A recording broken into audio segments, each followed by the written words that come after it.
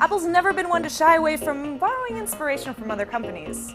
And this year it was more clear than ever at the latest developers conference.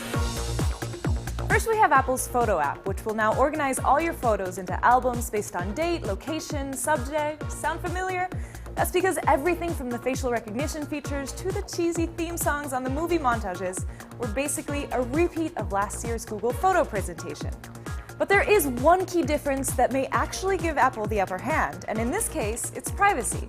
Google resorts to the cloud to help you organize photos, whereas Apple does it locally.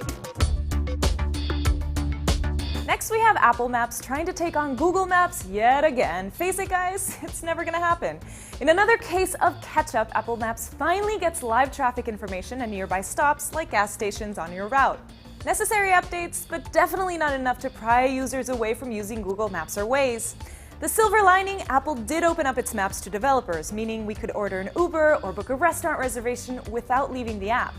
But again, it's catch-up. Siri on Macs seems like a no-brainer, but for some reason we've had to wait years for this one to happen, and Apple finally delivered on a personal assistant for your computer in Sierra, its latest version of macOS. For a list of things Siri will be able to do on your computer, just take a look at what Cortana does on Windows 10 because it's basically the same. Launch programs, conduct searches on your computer or online, set up appointments, and play some tunes.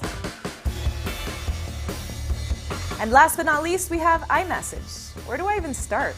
After a 30-minute presentation, I'm now convinced that iMessage is going through somewhat of an identity crisis. It went from being clean and simple, peer-to-peer communication app to a bad blend of Facebook Messenger, WeChat, and Allo.